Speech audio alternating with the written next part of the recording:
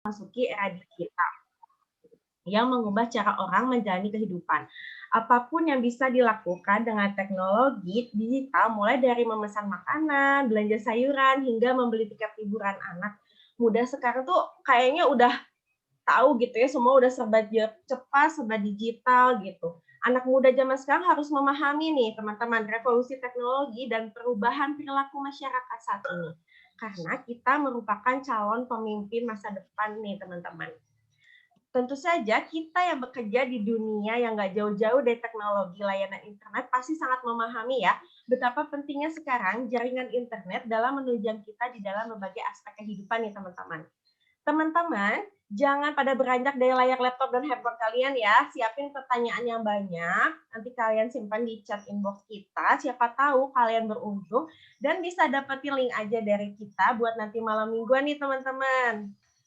Oke teman-teman, sekarang saya akan memperkenalkan dulu nih siapa sih senior leader kita yang bakal kasih kita ilmu terkait menjadi seorang leader yang dapat beradaptasi di era industri 4.0 ini. Untuk senior leader hari ini istimewa sekali nih teman-teman karena ada dua senior leader kita yang kece-kece dan berjiwa muda dan tampaknya merupakan figur-figur pemimpin masa depan dalam era industri 4.0 ini. Oke, yang pertama saya akan memperkenalkan Bapak Edi Rahman. Beliau adalah manajer assurance dan maintenance di Tol Bandung. Selamat pagi, Bapak. Tetap semangat ya, Pak. Sehat-sehat selalu. Ya. Oke, untuk yang selanjutnya ada Ibu manajer cantik kita nih, Ibu Erika Nurmatiani, manajer service Bandung nih. Selamat pagi, Ibu Erika. Pagi, Mbak Citra. Sehat selalu ya. Iya, Ibu. Alhamdulillah. Oke. Wah, dua-duanya dari Witel Bandung nih. Siap-siap ya teman-teman dari Witel Bandung yang belum join cepat-cepat join nih karena dua manajernya akan memberikan kita pembekalan tentang menjadi seorang pemimpin dalam era industri 4.0 ini ya teman-teman. Oke teman-teman, untuk mempersingkat waktu kita akan memulai saja ya untuk hari ini ya Ibu dan Bapak ya. Kalau misalnya dilihat nih menarik sekali nih temanya untuk ini. Kita udah nggak sabar nih Pak untuk membahas hal yang kayaknya sangat penting buat kita ini ya yang bekerja di Telkom Akses yang rata-rata didominasi sama teman-teman dari generasi Gen Y sampai Gen Z ya yang nggak asing sama yang namanya teknologi digital ya Ibu dan Bapak. Dan tentunya teman-teman yang udah jadi leader bahkan sampai level manajer di generasi ini udah banyak banget dan kayaknya perlu banget nih tahu gimana sih caranya kita beradaptasi sebagai pemimpin di era industri 4.0 yang kental sekali dengan teknologi. Baik, Pak Edi dan Bu Erika, untuk mempersingkat waktu, saya berikan waktu untuk memberikan pemaparannya. Silakan Ibu dan Bapak. Oke, terima kasih. Mungkin nanti izin share screen ya. Boleh Bapak. Oke, mungkin Bu Erika dulu, kenalan dulu. Lady first. Ya. Perkenalan dulu ya. Tadi sudah mungkin ya Pak ya untuk perkenalannya ya sama Mbak Citra ya. Mungkin rekan-rekan sekalian hari ini kita akan membahas nih ya kan antara leader yang sudah inilah ya sudah senior gitu ya dengan saya dengan generasi yang Pak Edi Baby Boomer mungkin ya kalau misalkan kita membahas tentang generasi gitu ya dengan saya dan banyak yang dan rekan-rekan sekalian yang sama lah seperti saya Gen Y gitu ya. Nah, nanti bagaimana untuk hari ini kita akan membahas agendanya seperti apa sih gitu ya leadership in industry 40 di revolusi era gitu. Nah, mungkin yang pertama akan dibahas oleh Bapak Edi Rahman, apa sih gitu ya industri dari 40 gitu ya di revolution era ya. Mangga Pak Edi Rahman mungkin yang pertama ya, nanti saya akan membahas apa sih dari revolusi era itu ya. Mangga. Oke, terima kasih. Assalamualaikum warahmatullahi wabarakatuh. Selamat pagi. Waalaikumsalam, selamat pagi Pak Haji. Ya, makasih kawan-kawan. Jadi ini kenapa 2? Itu di undangannya saya baca tuh 2E ya. Woi, kaget saya 2E. Itu bukan inisial Erika dan Edi Rahman. Sebetulnya itu antara Mbah dan Mbak. Nggak ada Enggak ketawa. kok Pak, Bapak kelihatan muda. Ya, linknya nomor berapa nanti saya catat. Iya Pak. Oke, lanjut ya. Jadi saya memberanikan diri kemarin tuh Mbak Titin menyampaikan, Pak harus ngisi dong. Wah, jangan dong. Pertama, sudah kadaluarsa. Kedua, saya nggak makan sekolahan kan gitu, jadi grogi. Ya udah, gini aja cari bahan. Kebetulan saya dapat bahan dari kawan-kawan Korpu ya. Nah ini bahannya seperti ini, saya lihat oh ya udahlah, kayaknya perlu juga untuk saya gitu ya. Sering lihat di TV, apa sih Industrial 4.0? Saya baca yang 4.0 ya. Kalau Bu Erika mungkin 4.0 atau 4.0 ya gitu ya, yaitu generasi yang berbeda. Saya bacanya Industrial 4.0 gitu. Ya, Naon sih Bapak itu? maaf Pak, Bapak maaf sebelumnya, tapi ini share screen-nya belum muncul nih Pak. Maaf. Oh, Iya sudah Pak, saya maaf share ya screen. Pak. Sudah saya share screen. Oh, belum Muter-muter, Belum, muter-muter Pak Edi. Iya masih Sharing. muter Pak. Mau saya bantu untuk di share screen Pak lewat saya Pak. Boleh. Terkolot, Pak Pak. Edi. Sebentar ya Pak. Saya izin ya Bapak, Share-nya maaf ya terkolot, Pak. Bu. Iya. Pak, close dulu Pak Ed. Di close dulu Pak. Stop. Baik Pak, maaf ya Pak, saya potong. Nggak apa-apa, itu kan tandanya itu 4 generasi bedanya. Iya Pak, mangga Pak. Digedekan aja Mbak. Oke, Ya, Pak. makasih ya. Iya Jadi Bapak. judul aslinya isinya seperti ini. Dalamnya tuh lengkap. Tadinya untuk bahan pelatihan mereka gitu ya, ke kawan-kawan kayaknya ke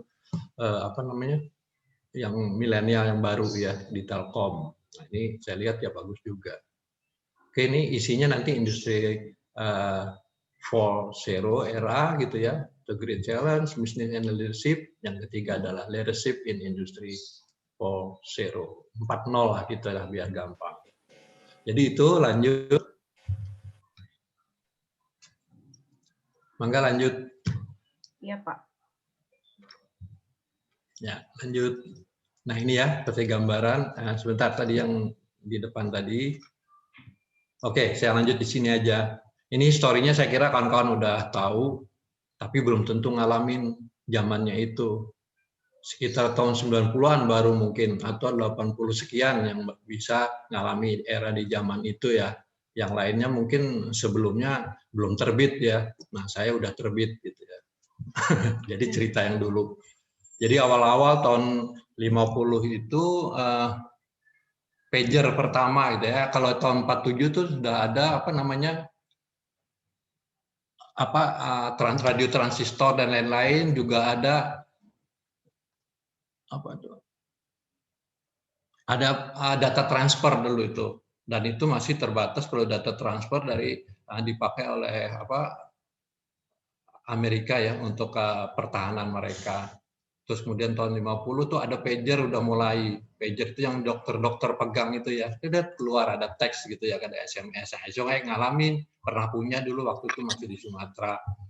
Cuman tahunnya waktu itu tahun 90-an. Jadi Indonesia terlambat sebetulnya ya. Dari sisi itu aja udah kelihatan terlambatnya berapa dasawarta. Tahun 50 aja mereka udah pakai ya pager itu. Nah, kita tahun berapa tuh 80-an lah mulai ya dokter-dokter pakai seperti itu.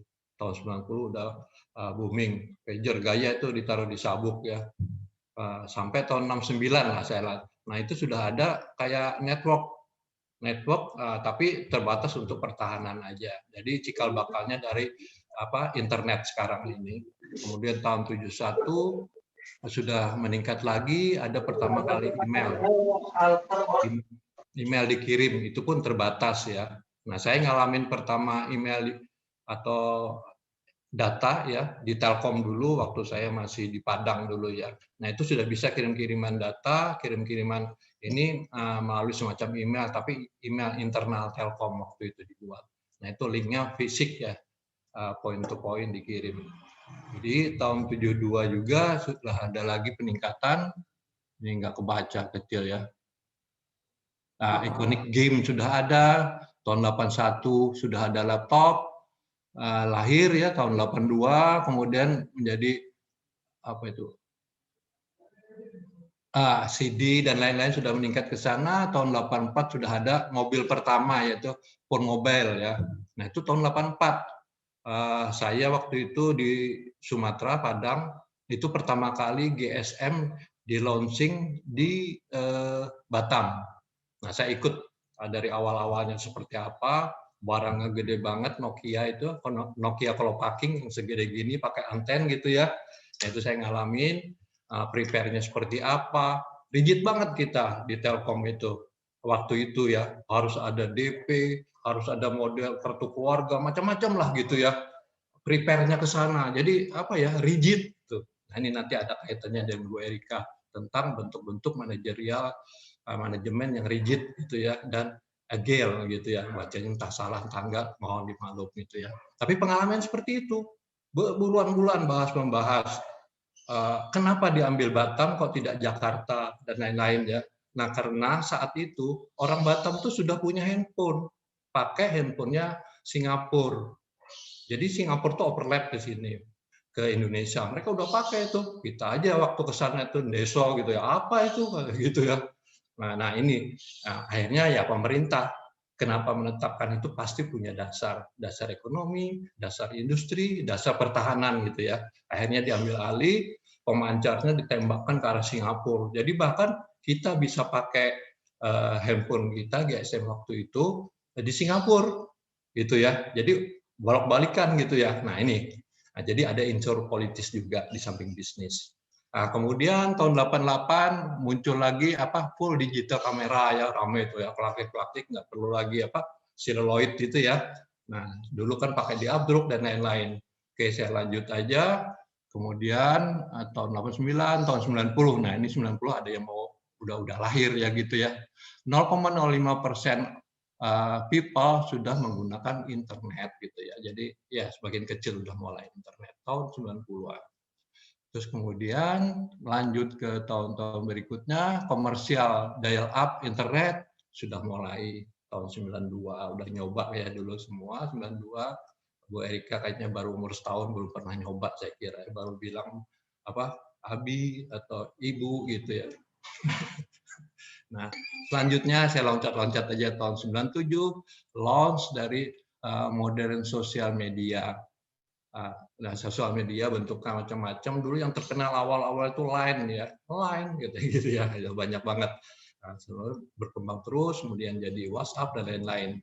Kemudian 99 Bluetooth sudah bisa ditransfer, broadband juga tahun 2000 sudah mulai, providing sudah meningkat dengan cepat. Ya, seperti dialami kawan-kawan semua, saya kira udah bisa tahu ya sampai sekarang ini kondisinya. Nah itulah digital revolusinya itu. Lanjut, Mbak.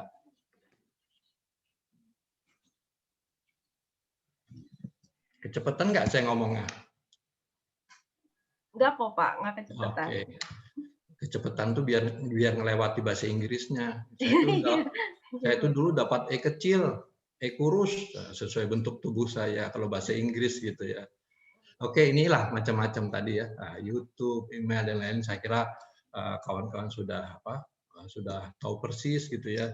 Itu perubahannya dari zaman mekanikal menjadi analog, terus kemudian jadi teknologi digital saat ini. Nah, saya ingat sesuatu yang nggak mungkin saat itu ya, ternyata ke depannya dalam puluhan tahun sudah terjadi.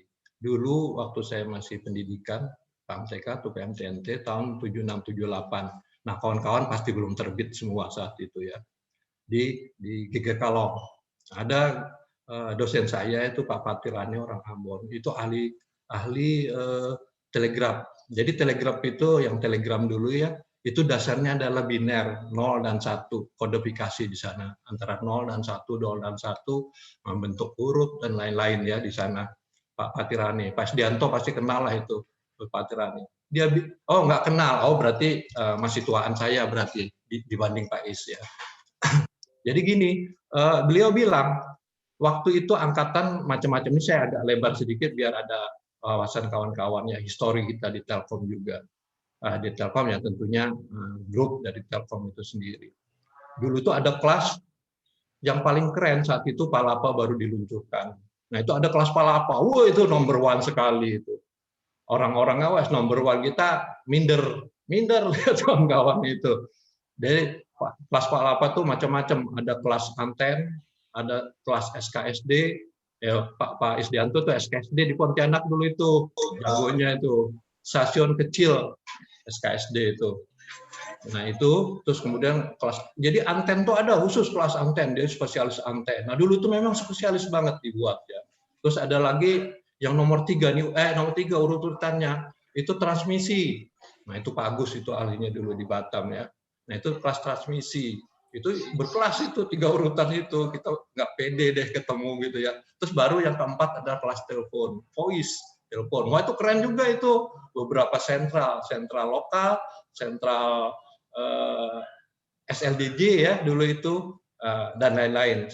Nah jadi kenapa dulu sentrum dibilang sentrum bukan Lembong? Karena dulu itu punya suatu lokasi, Witel atau Kandatel, itu ada sentral yang terpusat, sentrumnya gitu. Point of sentralnya. Jadi semua sentral lokal EMD dan lain-lain itu menginduk ke sentral-sentrum itu di Lembong pada zamannya dulu. Makanya disebutlah sentrum. Ada sejarahnya. Di sistem disingkat CTR. Ya sekarang dirubah-rubah jadi LBG, jadi ANI, jadi macam-macam lah gitu ya. Padahal itu singkatan itu sudah baku, di kepala orang sudah tertanam branding. Contoh BDK. Dulu tuh saya puyeng, begitu transisi terakhir dirubah jadi BDK. Dulu itu udah terkenal, bukan kita mempertahankan dulu, tapi adalah branding yang tertanam di kepala yang udah jadi, kenapa dibuang, dan nggak rugi juga kan itu. Jadi dulu itu Kopo KPO. Nah, luar kepala itu kawan-kawan teknisi yang udah buanan, begitu KPO, udah loncat dia ke sana, begitu dia ANI udah loncat ke Cicadas, OBG, OBR, Ujung Berung. Nah pada saat NOSA muncul, saya itu mau diikutkan pada saat mau saya pensiun lagi di sana, jadi PIC di situ. Nah saya angkat tangan, menyerah lah, udah batasnya biar anak-anak muda. Ternyata dirubah semua, ya nggak apa-apa lah pada saat ini. Ada masa-masa stuck transisi, tidak hafal dari pengkodean yang sudah dirubah. Nah itu ya, jadi ada sesuatu yang harus maju, tapi ada juga melihat sejarah. Kalau masih bagus dipakai dan masih masuk akal atau masih masuk dari teknologi itu, kenapa harus dirubah? Jadi branding itu mahal. Kayak dulu Pak Is ya, 108. Saya waktu Suspin bilang, dari luar pengajarnya. Jadi 108 itu ada branding. Kemudian ada tim Suspin waktu itu dari Jakarta. Mereka mengeluarkan 147. Jadi ceritanya 147 itu adalah ide dari kawan-kawan Jakarta yang membuat layanan bukan penerangan telepon aja. 108 dulu tuh khusus nanya nomor telepon ya. Jadi setelah itu dia terbitin 147. Wow, berapa resource dipakai untuk merubah 147, bisa untuk pasang baru dan lain-lain. Nah di Suspin dibahas ini efektif enggak? Waktu itu ada pelajaran apa dulu lupa saya, orang luar yang ngajarnya, netral kan dia ya. Saya bilang nggak efektif. Marah itu orang 147 Jakarta. Oh marah banget. Ya udah diminta saya, apa alasannya? Saya bilang 108 itu di kepala orang penduduk Indonesia nggak ada yang nggak tahu 108 itu. Begitu 108 udah tahu penerangan. Hanya masalahnya konten di situ. Kontennya baru penerangan telepon, nanya, oh Bapak ini nomor teleponnya berapa gitu kan, operator itu dulu. Oke seperti itu. Nah kenapa nggak diisi kontennya aja ditambah, bisa pasang baru, bisa apa, di situ saya bilang. Nah itu sayang banget membuang branding yang sudah jadi mendarah daging. Oke di sana. Jadi ada sesuatu di sini kaitan dengan era yang sekarang. Jadi yang zaman dulu itu masih dipakai juga sebagai sejarah, sebagai bahan pelajaran. Yang diambil kalau di masjid jangan ambil yang baik-baiknya ya, sandalnya jadi bagus ke belakang ke rumah. Oke, jadi lanjut ceritanya. Nah saya itu dulu kelasnya traffic. Wah KPD baru itu pertama kali traffic, apa traffic lalu lintas gitu ya. Nah traffic itu ternyata itu ngukur. Jadi waktu itu ngukur jurusan Jakarta, jurusan Pontianak, jurusan apa itu berapa sih yang disediain channel di sana. Nah ngukurnya manual banget kawan-kawan. Jadi dari lampu itu diukur berapa yang muncul, dihitung, ditulis. Jadi semakin rapat jarak pengukurannya, semakin mendekati. Waktu itu per 10 menit. Jadi 10 menit keliling tulis, gitu, keliling tulis gitu. Nah di sana ditemukanlah satuannya Erlang. Mungkin paham ya kawan-kawan atau ada yang pernah dengar. Itu satuan pemakaian sambungan telepon selama 1 jam terus-menerus. Nah, itu kalau 1 jam terus-menerus dipakai 1 channel, nah itu namanya 1 elang, satuannya kayak gitu. Diukurlah gitu sana, oh kurang sekian gitu, kurang sekian, nah ditambah. Seperti itu, manual banget. Tapi prinsip itu sampai sekarang masih terpakai, namun sudah otomatis seperti itu. Oke, lanjut Mbak. Pak, sebelum lanjut saya penasaran nih Pak, untuk 108 itu sekarang masih ada atau enggak nih Pak? Sepertinya masih ada, tapi mati ya, dengan Pak? sendirinya. Oh gitu ya Pak. Oke. Jadi 147 sekarang. Iya, Dan ya, orang kalau dulu kan ada yang zaman, dengan kebutuhan zaman sudah tidak lagi menanyai nomor telepon rumah. Iya sih. Nomor HP private. Jadi private kan nomor HP. Iya. Nah dulu nomor telepon itu jadi pegangan kantor. Karena Iya. itu bukti yang lain terhubung ke rumah bahwa orang itu memang buktinya ada di sana gitu ya. Betul. Itu kekuatannya sebetulnya. Dan itu sebetulnya bisa dijual untuk bertahan. Kayak bank-bank, kantor-kantor, dia masih masang nomor itu. Kenapa? Padahal dia nggak memakai gitu ya. Iya. Tapi di situ ada kaitan dengan bentuk apa bisnis atau apa yang bisa menjaminkan bahwa kalau dia punya nomor telepon itu dicek nomornya di sana itu pasti deh kabelnya ke sana gitu, nggak mungkin digotong-gotong gitu ya. Nah itu, nah sebetulnya dimainin di bisnis adalah plus minusnya itu sebetulnya, jangan main di habis aja gitu ya. Ada sesuatu yang nilai plus di situ ditumpangkan gitu ya. Jadi konten yang harus dirubah. Oke, lanjut. Nah revolusi digital ini sendiri kekuatannya itu adalah di big data kalau saya lihat, big data. Jadi sumber data itu ya harus besar di sini seperti yang dimiliki Google, itu ada di mana-mana, ada di Hong Kong, ada di mana di Indonesia kayak belum punya ya dia. Nah itu kekuatannya, apa aja bisa masuk kan di sana diupload ya, nggak kebayang saya. Kalau laptop saya ini masuk dikit aja udah lelet deh. Nah itu big data. Kemudian yang paling menunjang sekali mobile teknologi yang udah berkembang luar biasa. Ada iPhone, ada Samsung, ada laptop Jawa itu Oppo ya punya saya itu handphone Jawa Oppo. Karena saya hidup di Jawa jadi pakai Oppo. Terus kalau iPhone macam-macam, ada iPhone selusin, ada iPhone setengah lusin yang saya pakai juga yang 6. Jadi itu kemudian sosial medianya berkembang sangat pesat sekali. Itulah yang menunjang. Terus ada lagi fasilitas yaitu cloud computing gitu ya, lain-lain disimpan. Disitulah terjadinya digital revolusi. Mangga lanjut. Baik, Pak. Nah ini seperti yang ditayangkan. Jadi industri 1.0 itu adalah mekanik benar gitu ya. Itu dari abad ke-18 yang ditenagai oleh uap pada umumnya. Kalau kereta uap zaman dulu ya. Terus pabrik gula juga pakai uap penggilingannya. Terus kemudian meningkat lagi di abad 19 industri 2.0 produk massal di assembly gitu ya. Sebagai digabung dengan energi elektrikal jadi semi gitu ya, di sana sudah bergabung. Kemudian industri 3.0 di abad ke-20 sudah mulai produksi sebagai otomatis dan dikendalikan oleh IT gitu ya. Itu sudah mulai walaupun secara manual. Terus kemudian industri 4.0 yang sekarang ini sudah meningkat menjadi intelijen gitu ya. Sudah bisa berpikir yaitu menggunakan internet opting gitu ya. Jadi menggunakan internet. Saya baca KPN tadi IoT naon. Saya buka tadi di Google IoT itu internet opting. Yang ngelirik ke kanan tuh buka KPN. Oke, terus kemudian ada cloud tadi yang sudah dan big data itu adalah satu kesatuan. Nah, ini dikomunikasikan dengan mechanical lagi pasti ya, yaitu robot dan lain-lain. Nah di TA kita ngalamin secara nggak sadar, kita ngalamin semua. Sekarang sudah lahir bot-bot yang sudah otomatis gitu, bisa ngukur sendiri dan lain-lain. Bahkan sebentar lagi nanti kawan-kawan ke NTE itu nggak perlu datang lagi, misalkannya dia perlu dibuat lagi ulang gitu ya, misalkan diulang gitu, lupa jadinya hilang.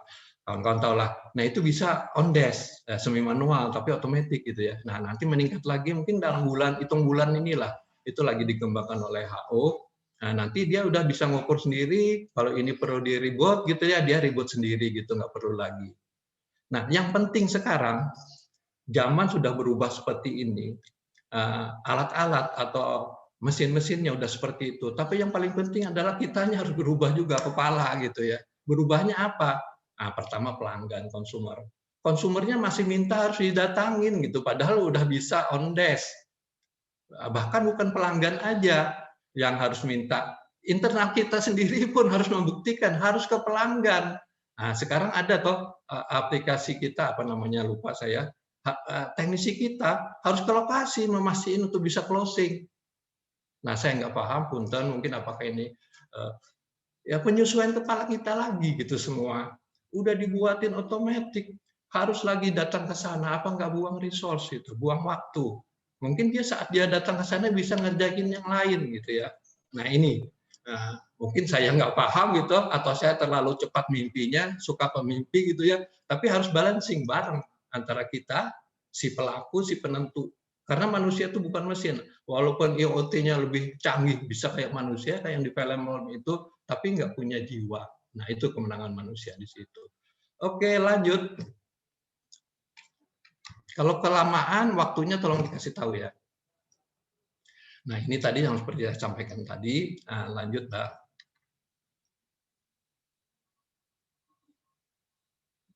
Nah, ini yang tadi uraiannya. Jadi, ya, dunia kita udah sesuai dari pembukaan tadi, shopping tinggal klik-klik aja, udah nyampe sendiri, mau peyem, mau tahu gejrot, lain-lain udah bisa sampai gitu ya. Terus transportationnya juga kita bisa melacak udah sampai di mana gitu ya, udah bisa banget gitu, dan bisa lebih mempercepat, lebih efektif. Kalau dulu pos kan lama sekali paket ya, sekarang bersaing dia kalah sama Gojek dan lain-lain. Oke, lanjut Mbak. Musik, wah tinggal ceklik aja sekarang gitu, kayak tadi yang disetel ya, dunia popnya Korea, wah saya ikut joget juga. Saya pikir karena disesuaikan NIK 57 tadi keroncong, saya pikir wah besok banget, ternyata itu ya balik seger lagi gitu ya. Oke, lanjut. Nah, masalah komunikasi saya kira wah kawan-kawan lebih hebat lagi lah, macam-macam. Chat muka bisa dimudahin. Nah, ini muka saya dimudahin nggak ya, kayaknya pakai aplikasi gitu ya. Udah pakai aplikasi juga udah kelihatan muda nih Pak, segar. Terus masalah hospital juga, nah sekarang udah terasa pakai, walaupun WA ya sederhana, tinggal ini Pak saya sakit gini ke dokter, obat datang ke rumah, benar yakes gitu ya, udah nyampe ke rumah, walaupun masih semi di situ ya. Nanti mungkin pada saatnya dia bisa ngukur, handphone didekatin, denyut jantung udah ketahuan, darah oksigennya berapa persen, mungkin bisa seperti itu, bukan satu yang mustahil, sangat mudah sekali karena transmisinya udah bagus di sini. Sangat mustahil atau tidak mustahil tiba-tiba datang obat, tapi langsung motong rekening kita kan gitu ya. Oke, lanjut. Nah, digital life-nya sisi finance luar biasa. Tinggal ongkang-ongkang aja dapat duit katanya. Itu yang pakai apa namanya? Robot apa itu Bu Erika? Yang kita tanam di sana, jual saham, nanti ini dia sendiri yang memprediksi, oh ini mahal, langsung dia jual sendiri, oh langsung dia beli sendiri. Nah itu Bu Erika nanti bisa cerita tuh ahlinya. Kalau saya belum pernah, nggak ngerti. Deso masih ya. Terus kemudian masalah training juga udah ya kita udah lakukan juga online. Jadi pandemi ini mungkin ada berkah di balik itu, yaitu mempercepat ke dunia ini lifestyle ini ya. Kita bisa online seperti ini. Kalau nggak dipacu seperti itu, nah, tapi ya mudah-mudahan aja cepat berlalu. Pelajaran yang cukup di awal aja, setelah itu kita kembangkan sendiri gitu ya. Jangan terus-terusan. Nanti pakai masker terus bisa ngecap muka saya masker gitu. Oke, lanjut. Iya, Pak. Nah, inilah sudah jadi digitalization itu ternyata datangnya lebih cepat gitu ya, dari yang kita prediksi, dari yang kita bayangkan, dari yang kita alami gitu ya. Oke, lanjut. Oke, Digital Life sudah datang. Nah, ini industri 4.0 sendiri. Tadi secara digambarin dari awal, pertama adalah physical to digital. Kemudian digital to digital, lanjut ke digital to physical. Nah, digital to physical ini lah yang baru mulai gitu ya, dari aplikasi. Dilihat di TV itu kan, mobil itu sedikit sekali tuh orang terlibat. Dia ngelas, ngecat, dan lain-lain, masang-masang kursi, dan lain-lain. Paling finishing aja, bawa kemana gitu. Nah, baru selesai packing, bahkan ke kapal dan lain sudah otomatis. Itu pakai robot gitu ya. Oke, lanjut. Nah, ini bagian-bagiannya, pilar-pilarnya dari industri itu. Itu yang paling berperan adalah smart sensor itu ya, kalau menurut saya ya, smart sensor untuk membaca, untuk melihat, kemudian digital to real life itu yang seperti sudah dialami, kemudian reality apa itu AR itu ya, lupa saya tadi udah baca cerpen tapi lupa lagi. Nah itu yang real gitu ya, walaupun kita dari handphone gitu ya. Terus kemudian advanced human machine interface. Jadi interface dari antara manusia dan mesin tadi ya, sampai dia mengolah, tapi manusia masih ada menggerakkan sebagai operatornya. Nah, big data itu tadi kuncinya, dan dibantu oleh internet opting di situ. Oke, lanjut. Ini ada pertanyaan nanti kita keep aja ya dari JCN. Iya Pak, nanti. Ini proses-prosesnya adalah kalau yang tradisional itu rigid dan manual, seperti yang saya gambarkan dari awal tadi ya, rigid dan manual. Terus yang ini lebih tangkas. Agile ya, bacanya agile ya nggak salah, dan otomatis dan otomat gitu ya. Jadi lebih tangkas. Kalau bahasa Jawanya terengginas gitu ya. Tapi bukan terenggiling. Kalau terenggiling itu melungker dia tidur gitu ya. Oke, produknya sendiri standarized. Jadi sudah di standar, mau nggak mau Anda pilih ini gitu. Udah jadi kok, pabriknya udah kayak gini, cetakannya nggak bisa dirubah. Nah, kalau sekarang tuh personalized, customized. Nah, pelanggan pesan gitu sini, bisa pesan sesuai keinginan. Nggak kepingin jangan dipilih. Milih lagi yang pas kan gitu ya. Oke, skala produksinya besar, pabriknya besar ya, dan centralized kayak pusat pabrik gula dan lain-lain seperti itu ya, pabrik mobil di mana. Kalau ini dia sifatnya small, factories dan desentralisasi, terbagi-bagi. Nah itu saya lihat di TV juga, itu Cina udah nerapin seperti itu. Yang keren-keren datang ke sini, jangan disangka tuh keluaran pabrik gede ya, itu rumahan. Jadi rumah ini spesial untuk underdeal apa nanti dirakit oleh siapa seperti itu. Rumah seperti biasa katanya. Gitu ya. Mungkin supply-nya sendiri, stoknya tuh by plan. Jadi planning dia harus sekian stok gitu ya. Nah belum tentu kebutuhan di luar apa gitu ya. Pokoknya suruh gitu di situ. Terus kemudian kalau industri yang ini dinamik dan prediktif. Jadi bisa diprediksi customer tuh maunya apa sih? Nah dia prediktif ke sana, dia sediakan berapa sih jumlahnya biar nggak rugi, biar ini nggak nombok gitu ya, atau nggak nganggur barang itu kedaluarsa. Nah itu prediktif. Sukses metrik low cost, dia supaya cost-nya itu sebenarnya tinggi sekali efisiensinya. Kalau yang industrial itu high return capital, walaupun kapital yang itunya besar gitu ya, seperti Gojek atau yang sekarang online itu, dia kan murah banget itu. Gojek itu sampai dikasih fee segala kita ya, padahal kalau kita ukur ngasih orang misalnya bisa 10.000, ini gratis gitu ya. Nah logika kita kayak nggak masuk akal. Pesan makanan dapat fee macam-macam gitu ya, harga makanan jadi turun. Nah itulah dia membakar uang untuk modal menarik pelanggan dan lain-lain seperti itu. Nah itu ada harinya nanti Bu Erika. Terus kliennya sendiri nggak kebaca ya, kliennya apa ini? Kliennya itu customize kalau yang industri. Jadi customer centric di situ. Jadi by customer. Kalau yang tradisional itu sifatnya sudah baku. Kita tuh buat seperti ini, Anda pilih itulah gitu ya sajiannya. Nah kalau sekarang enggak, ya customer gitu yang milih. Saya maunya kayak gini-gini gitu ya. Ya istilahnya sekarang CX itu ya, customer centric.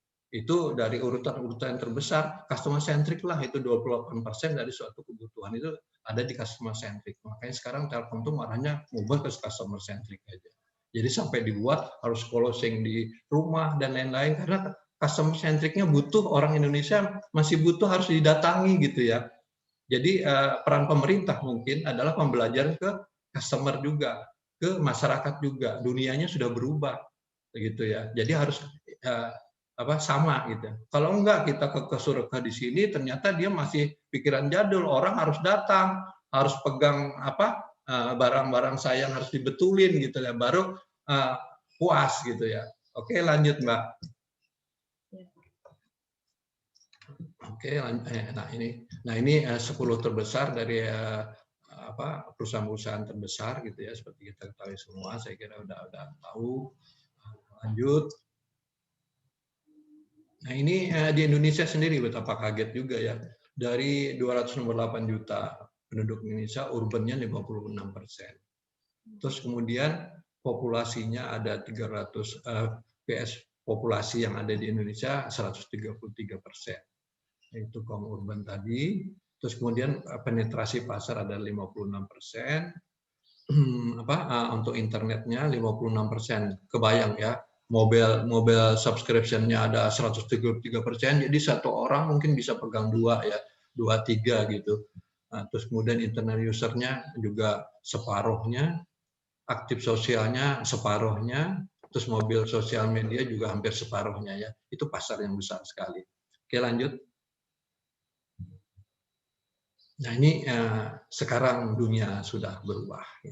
Oke, lanjut. Nah, great challenge dari business leadership. Saya kira sudah saatnya saya untuk minum. Dilanjut sama Teh Erika. Mangga. Terima kasih Pak Edi ya. Oke, teman-teman. Rekan-rekan sekalian, bismillahirrahmanirrahim. Assalamualaikum warahmatullahi wabarakatuh. Waalaikumsalam warahmatullahi wabarakatuh. Oke. Semangat pagi. Pagi. Alhamdulillah masih semangat ya teman-teman ya. Dengan sekarang saya akan melanjutkan gitu ya. Tadi mungkin Bapak Haji Edi gitu ya sudah menerangkan apa sih industri 40 gitu ya. Nah, sekarang di era 40 itu tren marketing sekarang atau tren bisnis sekarang itu adalah dulunya gitu ya. Bagaimana si pelanggan itu harus mengikuti apa yang dibuat atau diciptakan oleh perusahaan. Tetapi sekarang, gitu ya, tren bisnis sekarang itu kebalik gitu. Bagaimana si perusahaan itu gitu menciptakan yang tadinya si pelanggan tidak butuh menjadi butuh. Contoh gitu ya, seperti Gojek. Dulu pelanggan itu nggak mau gitu ya, nggak mau atau nggak kepikiran bahwa Gojek atau pesan makanan itu semudah sekarang. Nah, tetapi sekarang dengan pelanggan dengan trennya sekarang industri 40 ini gitu ya, jadi menciptakan bagaimana yang tadinya pelanggan tidak terpikir butuh lah gitu ya, tidak terpikir butuh menjadi butuh. Nah, tentunya ada juga challenge atau great challenge di industri 40 era ini gitu ya. Ada apa sih gitu ya teman-teman atau rekan-rekan sekalian great challenge di industri 40 era ini? Ada 3 tantangan gitu ya. Tantangan yang harus kita lakukan atau kita peroleh atau kita ini ya harus dilewati lah gitu ya di great challenge ini gitu ya. Ada 3. Nah, 3 itu apa aja teman-teman gitu ya. Bisa dilihat. Yang pertama di Great Challenge di industri 4.0 ini gitu ya, kalau Pak Edi 40 ini gitu ya. Yang pertama itu adalah securing performance and managing digital transformation simulations. Yang kedua business description gitu ya. Yang ketiga buka. Nah, kita lihat salah satu-satu. Apa Great Challenge yang ada di industri 40 ini? Oke Teh. Nah, yang pertama gitu ya, di Great Challenge in Industry 4.0 ini bagaimana menerapkan strategi transformasi. Nah, tadi mungkin ya. Yang pertama contohlah kita di Telkom gitu. Di Telkom dulunya gitu ya bisnisnya IndiHome dulu harus paketnya gitu ya, paketnya harus 4-4-nya atau bundling lah gitu ya, teman-teman yang saya lihat gitu ya. Dulu Telkom khususnya kita sebagai pelanggan IndiHome mau nggak mau harus mengikuti gitu ya, Telkom harus bundling gitu ya, sehingga pelanggan tidak butuh gitu ya 4P atau bundling itu, tetapi pelanggan mau nggak mau harus bayar 4P gitu ya. Dengan sekarang berubah gitu ya, Telkom berubah gitu ya, dengan tadinya harus bundling gitu, sistemnya bundling, tetapi sekarang pelanggan bisa memilih gitu ya, bisa memilih paket mana yang dibutuhkan atau berdasarkan kebutuhan gitu, dengan menciptakan kebutuhannya berdasarkan kebutuhan. Nah, strategi transformasi company research yang ada gitu ya, yang pertama yaitu tentunya harus ada people gitu ya. People ini ya tentunya kita karyawan sebagai karyawan Telkom Group gitu ya. Bagaimana nanti bisa tadi menurut Pak Haji Edi kan harus bisa berkembang lah gitu ya, harus bisa berkembang. Yang tadinya berpikiran tidak ke depan gitu ya menjadi prediksi kan tadi kan predictable. Jadi kita harus bisa memprediksi masa depan itu seperti apa sih kebutuhan pelanggan itu gitu ya, seperti apa gitu ya. Dengan cara apa pemikiran kita sebagai anak Telkom Group kita atau Telkom Group ini bisa berpikiran ke depan, maju lah, jangan stuck lah. Apalagi sekarang banyak kita di khususnya di Telkom Akses itu generasi Y. Biasanya generasi Y itu adalah sifatnya gitu ya, sifatnya itu ingin bukan ini ya, apa sih, merubah lah istilahnya, ingin bagaimana sih perubahan itu seperti apa, itu cepatlah menangkapnya, beda dengan dulu gitu ya, mungkin baby boomers Pak Edi gitu ya. Nah, yang kedua tentunya di company research ini, di strategi transformasi ini, yaitu adalah teknologi. Dengan tadi adanya people, tentunya harus didukung dengan teknologi yang canggih sekarang. Contoh sekarang di Telkom sendiri gitu ya, harusnya pelanggan sudah tidak harus menghubungi ke 147 gitu ya, sudah ada My IndiHome gitu ya. Tetapi sekarang karena tadi balik lagi gitu ya, si people-nya belum mendukung gitu ya, harus berkunjung, tetap harus berkunjung ke rumah pelanggan, terus tetap harus telepon ke 147 gitu ya. Padahal sekarang teknologi ini sangat dibutuhkan. Contoh sebetulnya di Telkom pun sudah menggunakan lah gitu ya, dengan adanya ya tadi harus bayar, lihat tagihan, terus lapor gangguan, itu tidak lagi harus telepon ke 147, tetapi bisa melalui aplikasi My IndiHome gitu. Yang ketiga, tadi people, teknologi, yang ketiga adalah organisasi.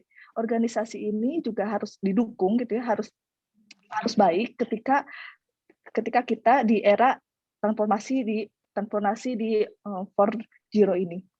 Nah, tadi ada people, ada teknologi, ada organisasi, budget itu juga harus ada gitu ya, harus mendukung. Karena sekarang gitu, ketika people-nya bagus, teknologinya ada, organisasinya bagus, tapi uangnya nggak ada atau modalnya nggak ada, itu pun sama, nggak akan berjalan. Gitu. Nah, yang terakhir adalah bisnis proses. Bisnis proses ini mungkin kalau misalkan di perusahaan itu namanya SOP gitu ya, SOP-nya itu harus bagus juga dibuat gitu ya, bagaimana sih gitu ya planningnya, POC kalau misalkan menurut di teorinya gitu, POAK gitu ya, planning, organization, actual, dan controllingnya seperti apa. Nah, dengan people, teknologi, organisasi, budget, bisnis proses dengan baik, mudah-mudahan kita bisa menjalankan atau senada lah dengan challenge industri 4.0. Oke, next Teh. Nah, ini ada the way bagaimana sih kita memanage bisnis di era revolution ini gitu ya. Nah, teman-teman ada yang mau ini gitu ya. Bagaimana sih ada perbedaan di gambar ini gitu? Apa sih perbedaannya di gambar ini? Antara yang atas sama yang bawah gitu ya. Apa tuh? Ada yang ini? Eksponensial. Ya, ini ada bedanya bagaimana sih exponential thinking sama incremental thinking gitu ya. Kalau incremental thinking itu ya lurus aja gitu ya yang tadi. Kalau misalkan eksponensial tuh jadi berpikirnya tuh tadi ketika kita harus harus berpikir terus menerus lah gitu, melakukan inovasi-inovasi gitu ya. Ketika kita sekarang bekerja di TA gitu ya, kita harus memikirkan nih seperti apa sih ya ke depannya gitu ya. Bagaimana sih kita jangan hanya berpikirnya tuh ini aja lurus aja gitu ya.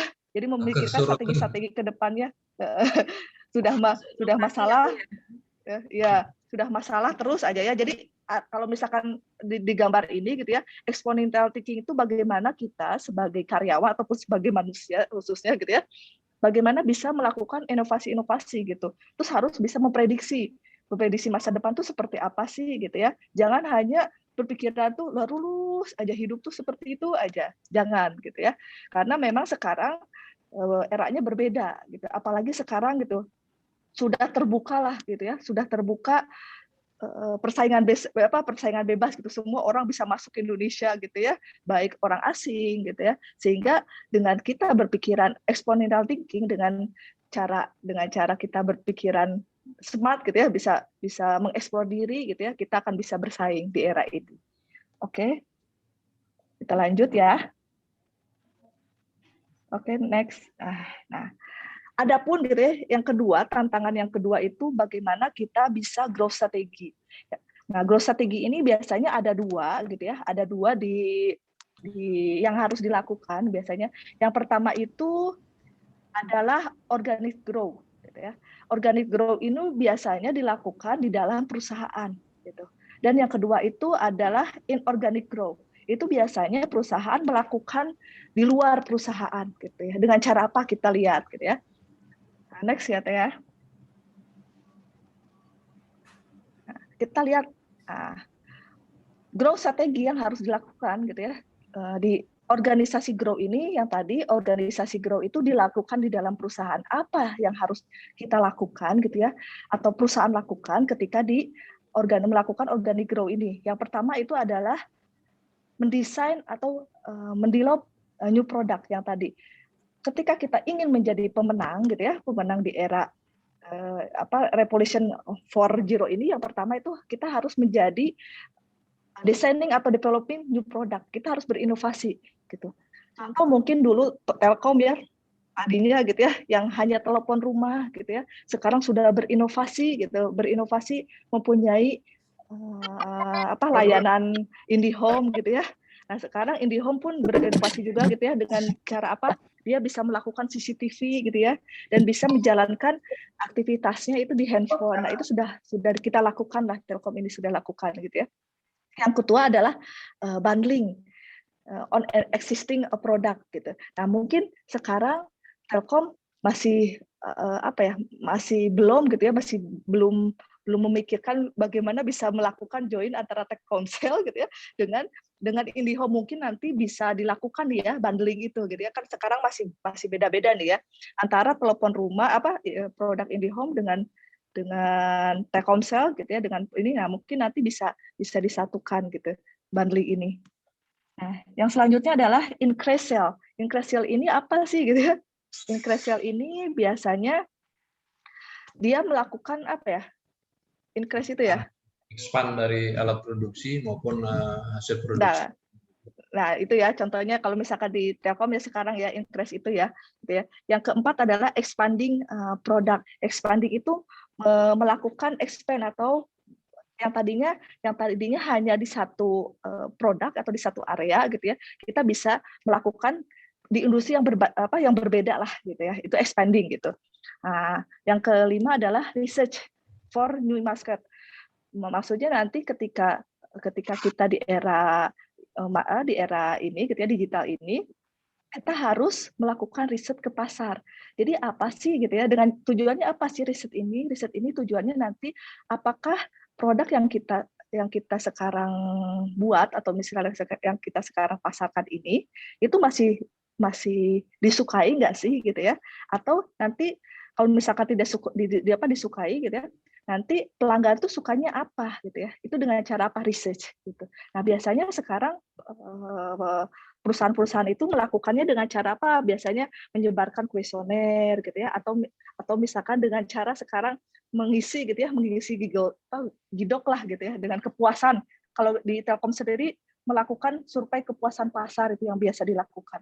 Dan yang terakhir adalah ekspansi gitu ya.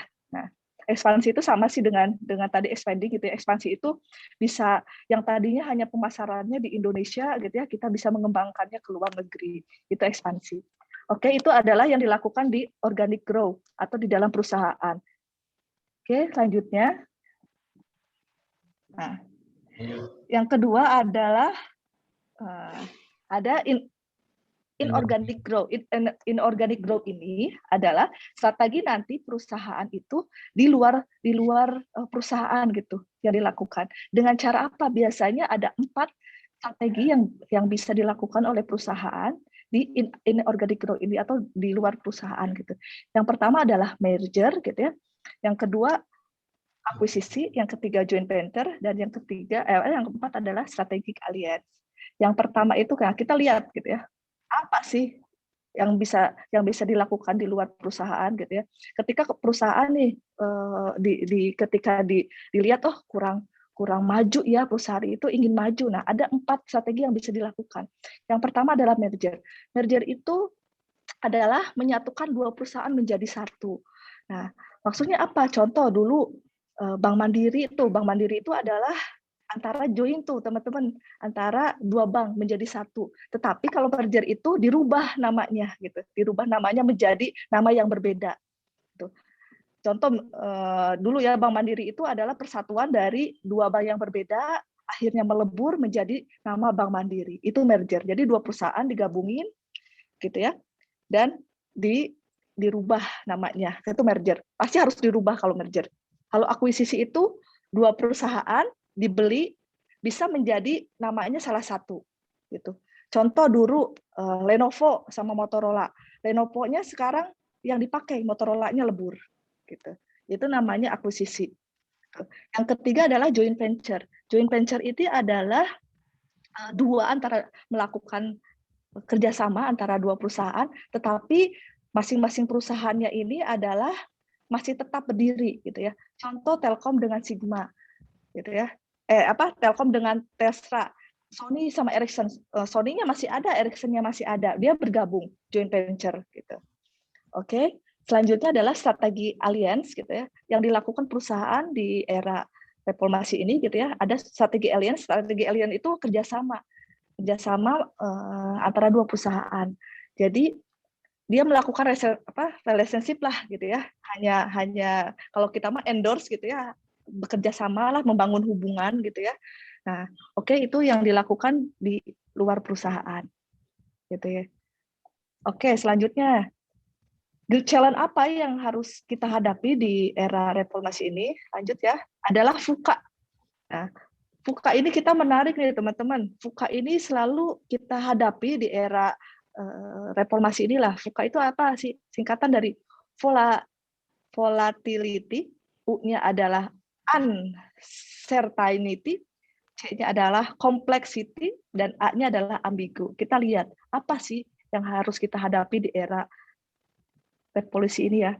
V-nya itu volatility itu apa sih? Oke, next teh. Ibu, Biar nggak terlalu lama ya. Ya Ibu, waktunya sudah mau habis. Mungkin saya kasih waktu 2 menit lagi ya. Oke, lanjut aja lah, langsung lah ya. Next aja ya. VUCA ini, oke. Nah, VUCA ini adalah yang tadi ketidakstabilan gitu ya. Lanjut lagi. Uncertainty itu kita di era sekarang adalah ketidakpastian gitu ya. Oke. Lanjut lagi ya. Nah, lanjut. Ada complexity gitu ya. Ada complexity yang kita hadapi sekarang di era sekarang gitu ya. Dan yang terakhir adalah A-nya adalah ambigu gitu ya. Oke, next aja teh. Iya, Bu. Udah. Lanjut aja ini ya. Udah ini nanti bisa dibaca aja. Nah, kita lihat gitu ya. Lanjut aja ke intinya teh. Lanjut next. Lanjut. Nah, oke. Bagaimana sih di leadership industri yang tadi ya? Mungkin yang tadi, nah gini ya. Oke, mungkin lanjut Pak Edi ya, yang menerangkan ya, bagaimana sih kita leadership di era ini. Mangga. Oke, mangga Pak Haji Edi. Bisa diinterrupt ya saya kalau nggak pas ya. Iya, baik ya. 75. Oke, ini hanya introduksi aja. Jadi gambaran di sini tadi yang saya sampaikan. Pentingnya karakteristik dari digital culture tadi ya. Tadi Pak nambah dikit ya nggak apa-apa ya, biar ini ujungnya soalnya nanti nggak ketangkep yang masalah manajerial di masa eranya ya. Ini di sini sebetulnya. Boleh, jadi Pak. Itu yang terbesar tadi saya sebut ini penelitian tahun 2015 dulu. Tadi saya 28, maaf salah ya, maklum. Itu customer centric tadi itu 58%. Jadi yang dominannya. Makanya sekarang perusahaan-perusahaan kita mengarah ke sana, ke maunya pelanggan.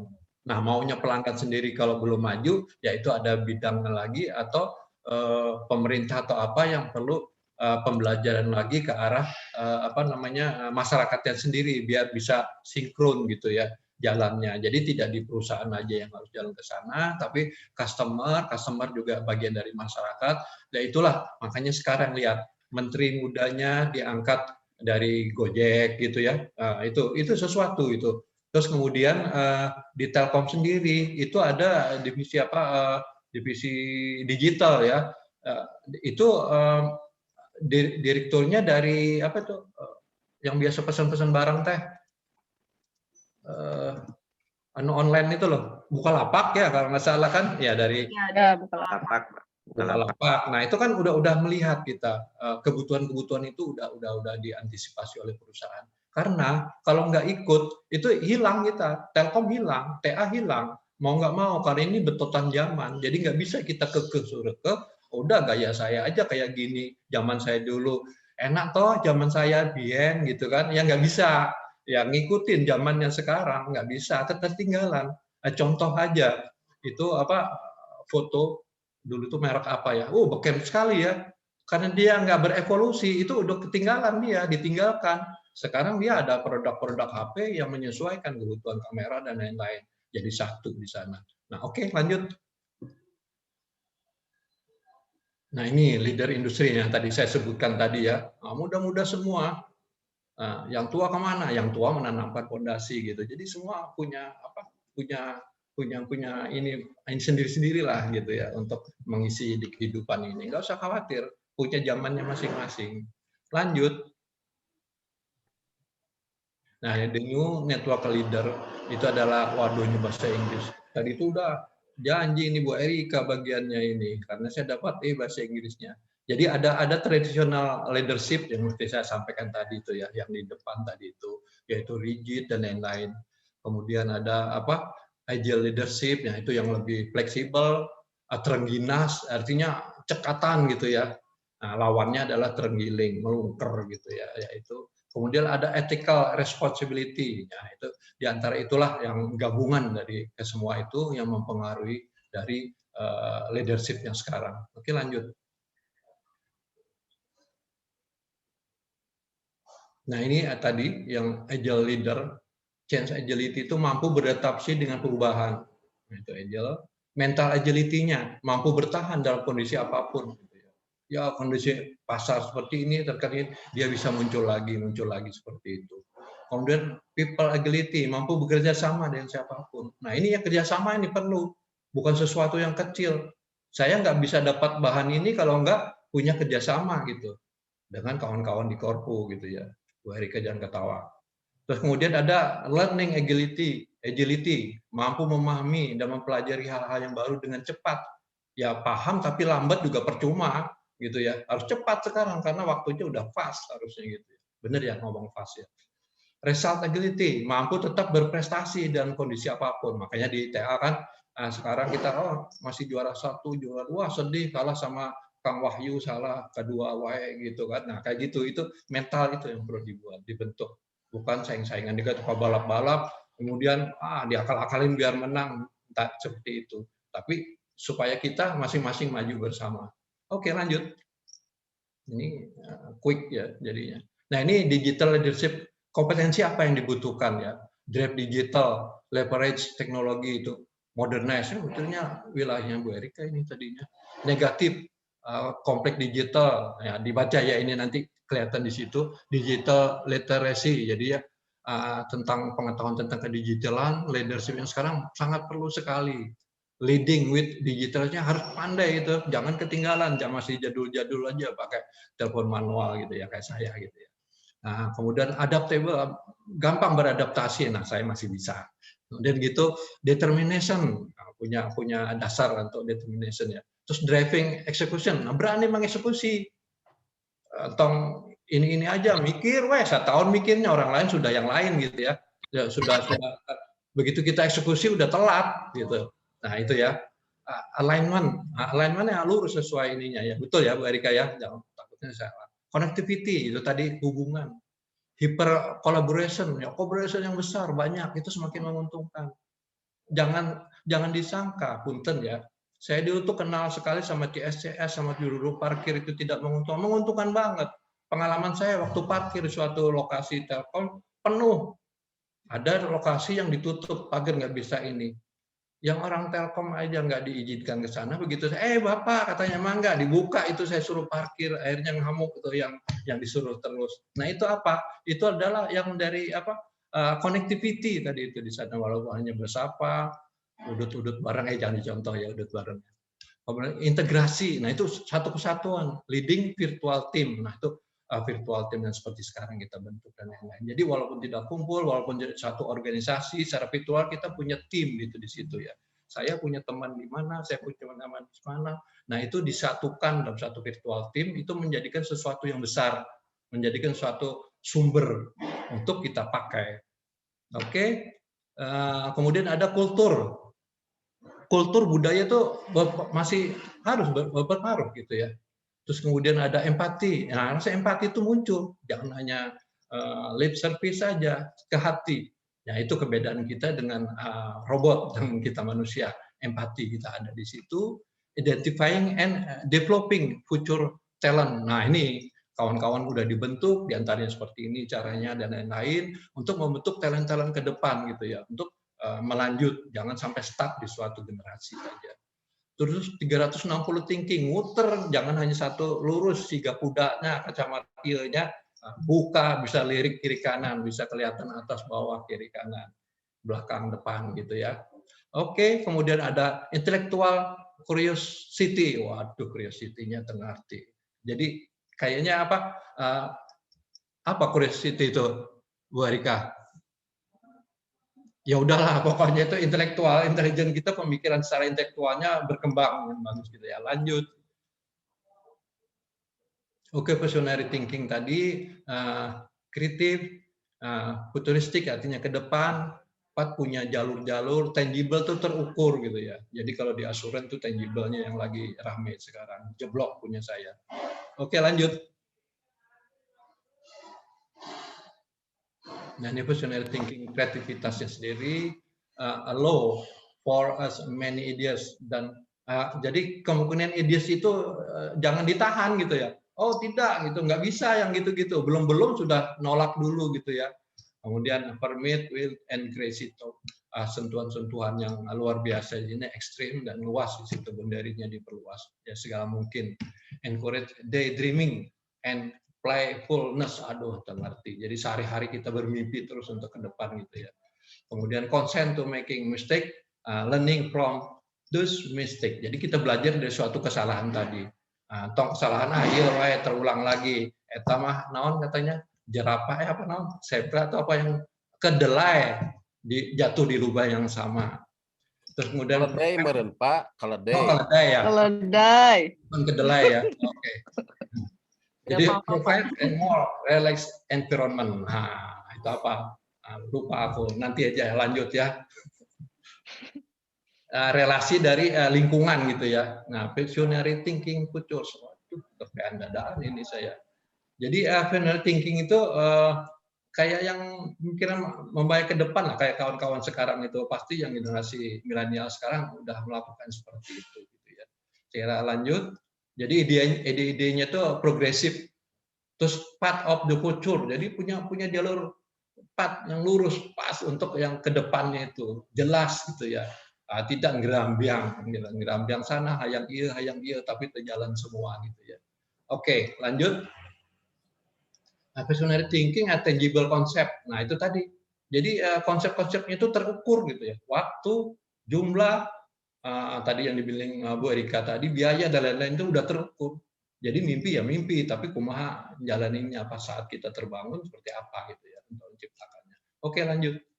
Untuk menangkap visi tadi. Nah, ini Pak siapa namanya? Dahlan Iskan. 80% sukses atau gagal itu tergantung dari leader gitu ya. Ya kita semua leader, bisa sebagai leader dengan berbagai level di situ.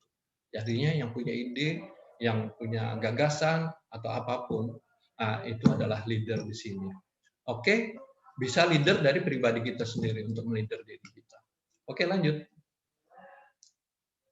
Nah ini dari siapa nih, lupa ada di bawah namanya.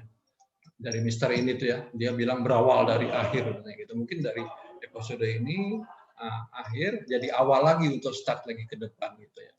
Dan cautious risk and exit strategi. Jadi risk-nya itu udah di-manage gitu di sini. Kemudian keluar dengan strategi yang akan untuk menghindari risk risk tadi itu. Terus kemudian buatlah bukit-bukit kemenangan. Nah ini kawan-kawan perlu sekali. Ini contoh yang saya alami adalah saldo underspec.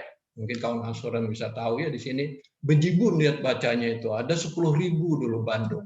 Kalau kita punya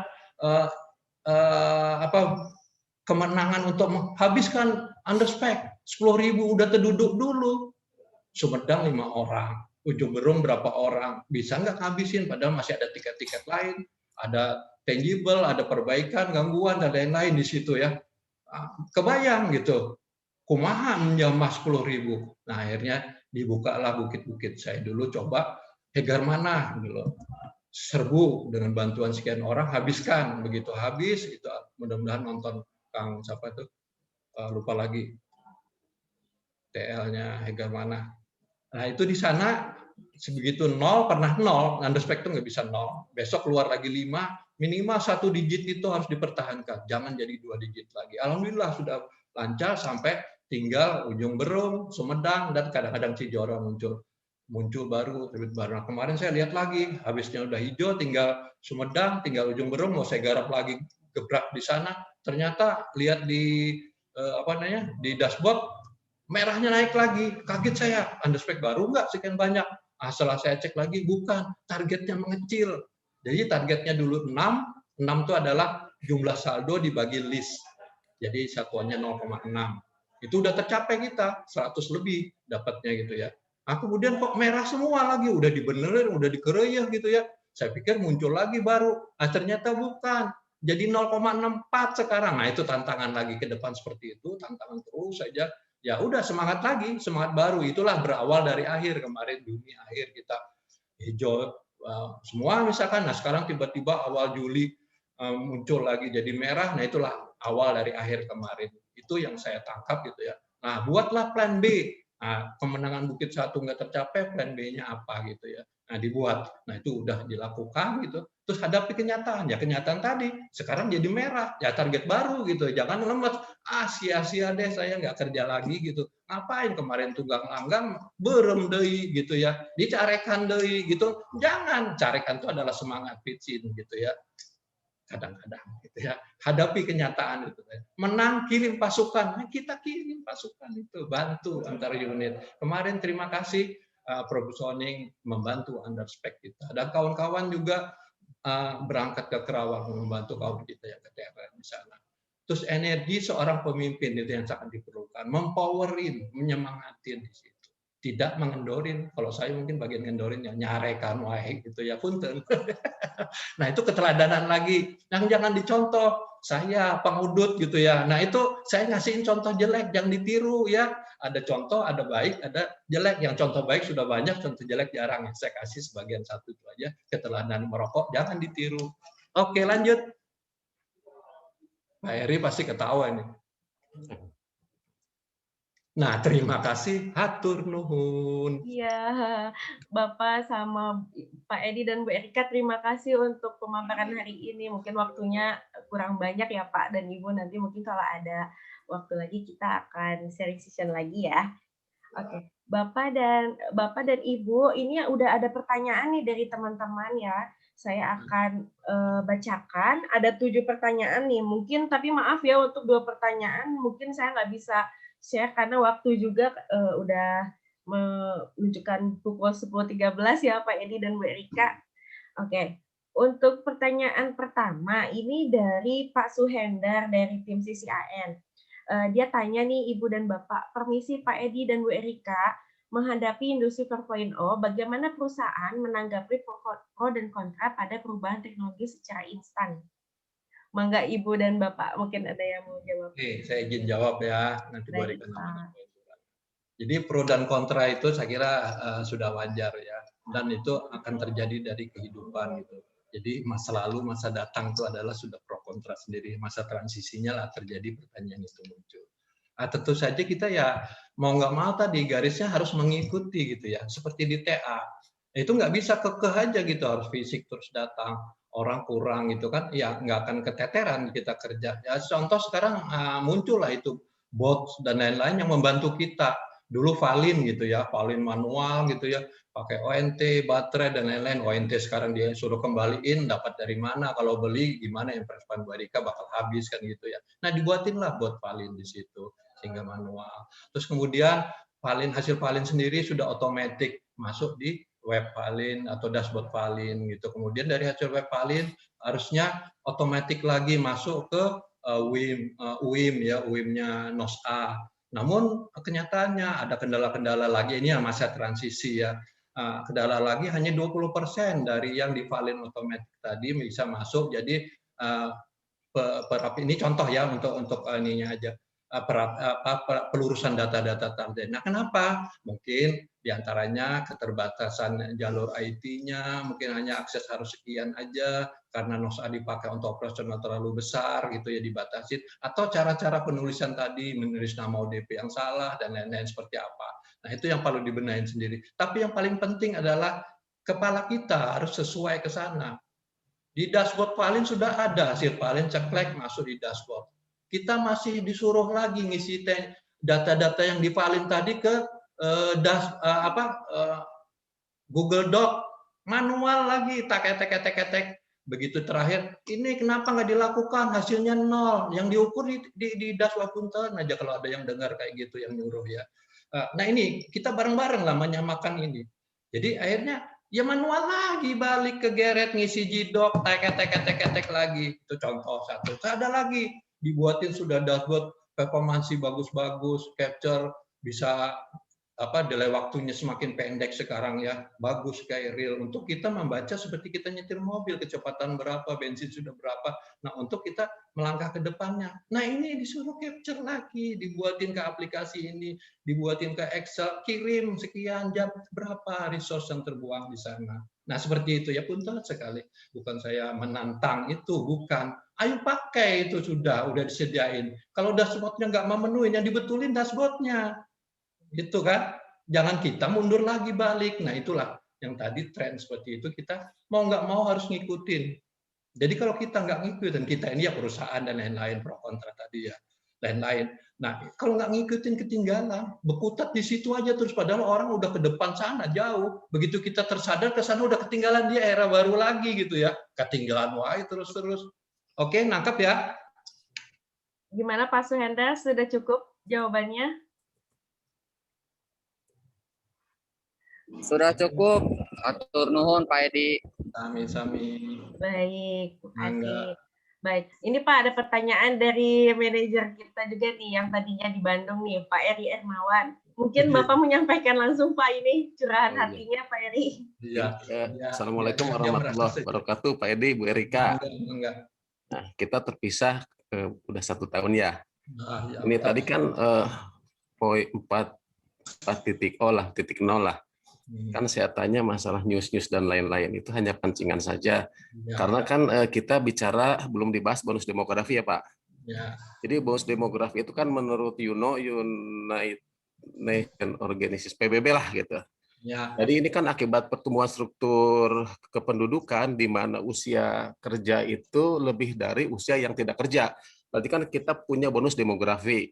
Nah, yang saya tanyakan itu, ini kan akhirnya akan mendelimit manusia yang bekerja makin sedikit, kemudian keamanan database nanti akan dipertanyakan, kemudian akan tadi muncul isu privatisasi dan kepemilikan dan lain-lain. Dari bahasa saja sudah memuji seperti ini. Dulu ada peramalan demand. Tadi kalau kita bicara mendengar Bu Erika, adanya prediksi. Dulu kita mengenal ramalan cuaca, sekarang jadi perakiraan cuaca dan lain-lain. Maksud saya untuk generasi yang kita ini menghadapi 4.0 ini baru tingkat 0 saja, saya kayaknya atau saya yang kedodoran.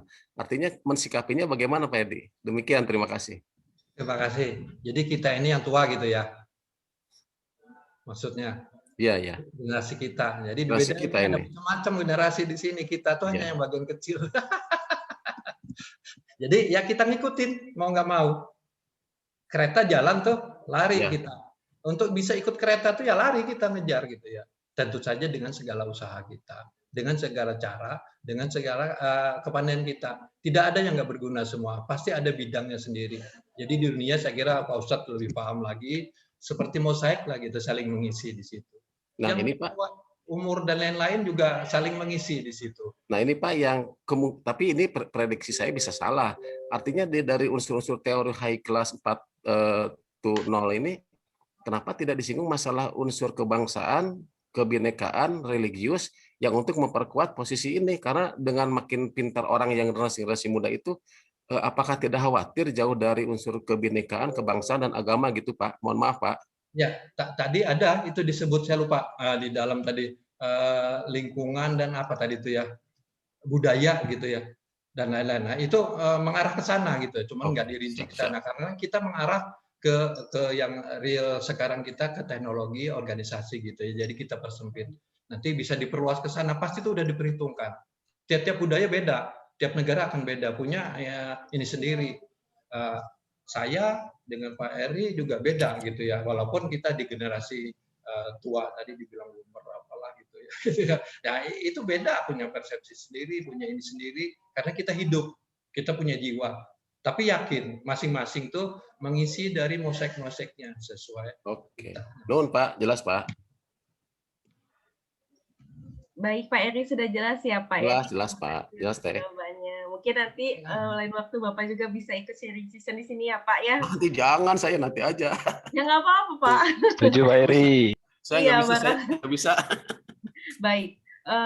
Selanjutnya nih Pak Edi dan Bu Erika, ada pertanyaan dari Mas Hendrik Ria Hilvan. Dengan kondisi budaya, adat dan situasi Indonesia saat ini, apakah masyarakat kita siap menghadapi arus industri 4.0 ini nih? Mangga. Bu Erika ya. Mangga Ibu. Oke. Ya pertanyaan bagus nih ya. Bagaimana sih kita yang sekarang Indonesia itu luas gitu ya, dari Sabang sampai Merauke dengan tingkat pendidikan gitu ya, yang berbeda juga, beragam juga, dengan tingkat usia yang berbeda juga gitu ya. Bagaimana sih kita bisa menghadapi era ini ya, teknologi 4.0 ini gitu ya. Nah, menurut saya memang di Indonesia ini gitu ya, dengan yang tadi, dengan luas wilayahnya dan umur yang berbeda gitu ya, dengan tingkat pendidikan yang berbeda, itu ada pro kontranya lah gitu ya. Ada yang bisa cepat menerima gitu ya, ada yang lambat gitu ya. Contoh sekarang gitu ya, banyak sekali terjadi di online gitu ya, belanja online ya. Nah, bisa dilihat sekarang mungkin teman-teman juga sudah banyak beritanya gitu ya, belanja online khususnya yang COD gitu ya. Nah, sebetulnya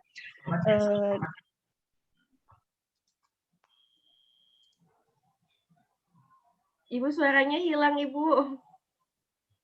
Iya, ya udah ya.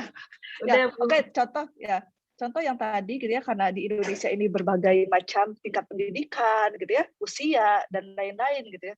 Nah, contoh di dalam berbelanja online gitu ya, mungkin teman-teman juga udah banyak gitu ya sekarang cerita-ceritanya, yang salah satunya belanja online yang COD gitu ya. Padahal kan itu salah satu contoh dari teknologi yang 4.0 ini gitu ya. Dengan adanya COD, orang lain sudah mengerti, ada beberapa yang tidak ada masalah, tetapi ada beberapa yang tidak mengerti dengan cara sistem COD itu kisruh lah gitu ya. Nah, ini mungkin dengan kompleksitas kita di Indonesia ini, dengan berbagai macam suku gitu ya, usia dan pendidikan, dengan adanya industri 4.0 ini, ada yang bisa menangkap lebih cepat gitu ya, ada yang bahkan ketinggalan ya, sekarang belum bisa gitu ya, masih senang belanja itu, contohnya belanja itu mau langsung lah gitu ya, belum percaya gitu ya. Nah, itu mungkin jadi dalam menerimanya ada beberapa dengan banyaknya sekarang kita perbedaan gitu ya, perbedaan yang tadi itu ada pasti perbedaannya, ada yang bisa menerima cepat gitu ya, ada yang lambat, bahkan yang tidak menerima sama sekali pun ada gitu. Baik. Gimana Mas Hendrik, jawabannya sudah cukup? Cukup. Oke, makasih Ibu. Lanjut nih Bu, 2 pertanyaan terakhir ya Bapak dan Ibu. Dari Mas Galih Adi Kusuma, pertanyaannya adalah, untuk menghadapi industri 4.0, skill apa saja yang kita tingkatkan selaku SDM atau naker dalam sebuah perusahaan agar siap atau mampu menghadapi industri 4.0 ini? Mangga, Bu dan Bapak. Oh ini. Oh ini aja. Di sini di teks. Mungkin waktu itu baik manajer. Apa? Pak Edi mau jawab, Pak?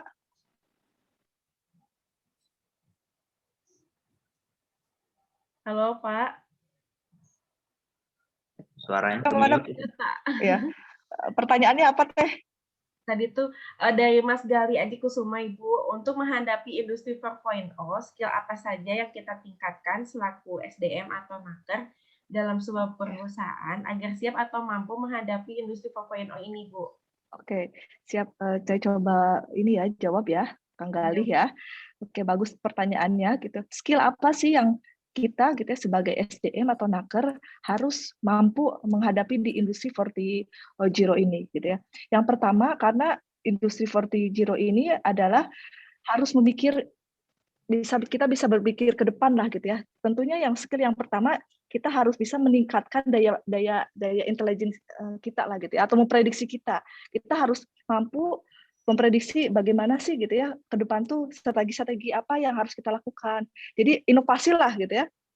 Bagaimana seorang SDM itu yang pertama adalah kita harus jiwanya berinovasi, harus belajar gitu.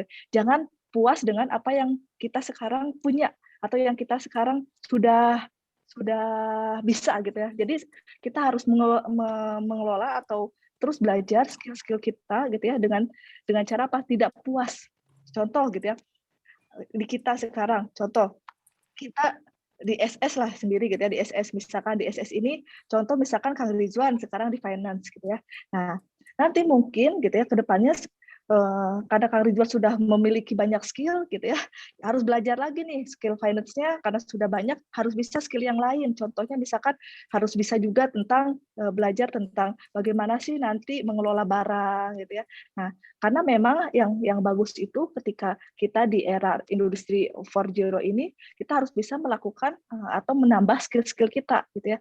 Dan kita tidak boleh puas dengan apa yang kita miliki sekarang gitu ya. Bukan berarti istilahnya bukan berarti kita tidak bersyukur ya, bukan berarti seperti itu. Maksudnya kita harus berpikir smart lah gitu ya. Ini berpikir ke depan gitu. Seperti apa sih prediksi ke depan dengan cara inovasi-inovasi. Seperti itu Kang Gali. Jadi sebagai SDM yang harus kita miliki adalah kita harus bisa berinovasi dan terus belajar. Oke. Gimana Kang Galih nih, jawabannya sudah sesuai, sudah puas, atau ada yang mau ditanya lagi Pak? Mas Galih? Semoga tidak puas biar belajar lagi. Ya betul Bu, ya nggak boleh mudah puas. Sementara Ya. cukup, nanti mungkin japri-japri kalau ada yang mau tanyakan. Nuhun teh. Iya, sama-sama. Baik, Ibu dan Bapak. Ini pertanyaan terakhir ya. Sebenarnya masih ada pertanyaan ini, cuma kita waktunya udah mau habis. Ini dari Mas Sarif Rahman. Beliau tanya, punten Bu Erika dan Pak Edi, salah satu contoh pemikiran exponential thinking di industri 4.0 ini seperti apa ya Bu? Gitu katanya. Itu Bu Erika tadi ya. Oh iya, yang Bu Erika lagi. Maka Ibu.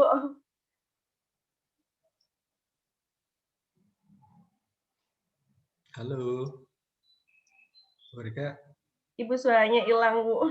Terputus ya. Bu Erika. Mungkin saya ngisi sedikit aja yang saya tahu. Boleh Bapak, mangga. Eksponensial kan tahu sendiri ya, eksponen gitu ya. Jadi tidak lurus gitu aja ya, eksponen. Dia berubah sesuai triggernya gitu ya, triggernya. Jadi berpikir seperti itu. Saat sekarang kebutuhan trigger atau apa, kita ya tidak ke surga. Misalkan contoh, kita ini saya di asuran gitu ya. Jadi harus misalkan ke pelanggan harus datang gitu ya. Nah, kemudian kebutuhan-kebutuhan lain pelanggan itu yang sudah maju gitu ya, dia nggak perlu didatangin lagi gitu di sana. Misalkan perlu hanya on desk saja sudah bisa. Nah, komunikasi yang perlu. Ya contoh aja sekarang tiket SKM, mungkin kawan-kawan kebayang ya. Itu dulu kan yang belum ada orang melapor gangguan kan. Nah, kemudian kebutuhan kita untuk customer X, jadi sebelum dia melapor atau terganggu sekali, kita lebih awal dulu preventif di sini. Nah, itu kita perbaiki dari hasil ukur. Nah, tentu saja ada pertentangan dari pelanggan sendiri. Ada apa? curigation-nya muncul, jangan-jangan mencari-cari gitu ya biar ketemu kita atau dan lain-lain seperti itu. Nah itu diinikan. Nah kemudian dalam perkembangannya awal-awal petugas memberitahu bahwa kartu kartu tugas dan lain-lain. Nah sekarang sudah ada, mulai kemarin kan muncul informasi ke pelanggan otomatis, begitu tiketnya di-assign melalui WA terkirimlah ke nomornya, ke WA-nya pelanggan bahwa kami hasil ukur kami ada kendala-kendala teknis gitu ya terhadap jaringan Anda, kemudian kami akan mengirim petugas ke sana untuk itu. Nah itu suatu kemajuan bertahap gitu ya. Ini dalam waktunya dekat, hitungan bulan gitu. Nah itu tadi eksponensial berubah-ubah. Nanti ada suatu saat kebutuhan lain lagi itu yang mendesak dan manajemen juga menyikapinya. Jadi sekarang tuh lagi uji coba mungkin udah jalan. Yang ke pelanggan tuh udah nggak perlu lagi, Bu, tolong di restart gitu. Itu di restart sistem manual on desk oleh helpdesk gitu ya. Nah akan maju lagi sebagai mesin nanti otomatis robot. Katanya udah mungkin bulan-bulan ini ya. Robot nanti robot dia men-restart sendiri gitu otomatis ke sana. Dan itu udah berjalan, cuman belum di launching aja. Nah seperti itu. Dia bertahap terus dan berubah terus sesuai kebutuhannya gitu ya. Yang arahnya 58% adalah customer centric tadi itu. Jadi 58% penentunya adalah customer, orang dia yang mau pakai kok, dia yang punya duit, saya yang butuh, saya yang beli kan gitu. Mungkin itu saya kira mungkin Bu Erika kalau bisa jawab lebih ini lagi. Oke ya, menambahkan sedikit tadi betul ya. Jadi exponential organization itu adalah bagaimana sih kita melakukan organisasi itu berdasarkan inovasi-inovasi dan memaksimalkan penggunaan teknologi. Tadi betul sudah dicontohnya oleh Pak Haji Edi ya. Jadi bagaimana nanti kita dalam perusahaan itu bisa melakukan inovasi-inovasi yang berstrategi inovasi lah gitu ya. Contohnya yang sudah menjalankan sekarang banyak yang sudah ini adalah Gojek gitu ya, kalau di Indonesia sendiri gitu ya, kalau di luar Microsoft gitu ya, Amazon sekarang kan kita bisa berbelanja gitu ya, Apple teknologinya yang sangat luar biasa gitu ya, yang antivirus pun salah satunya virus nggak akan bisa masuk ke Apple gitu ya, beda dengan Android misalkan contohnya gitu. Jadi intinya exponential organization itu bagaimana satu organisasi itu bisa melakukan inovasi tetapi berdasarkan teknologi gitu. Itu saja ya tambahan dari saya. Terima kasih. Ya, oke, Bapak dan Ibu, terima kasih untuk jawaban-jawabannya, menarik sekali. Sayang sekali ya waktunya kita sedikit gak kerasa nih, udah jam 10:30. Oke, Ibu Erika dan Pak Edi, dari 5 pertanyaan tadi, mungkin ada 2 orang pemenang yang akan beruntung nih mendapatkan link aja dari panitia. Mangga Ibu dan Bapak. Boleh nanya sedikit saya? Dengan siapa? Halo? Dengan Dedi. Ya, Pak Dedi, mangga Pak Dedi, singkat ya Pak, waktunya sedikit aja. Iya, Pak. Sedikit aja ya. Sedikit aja, saya bikin nimbrung sedikit.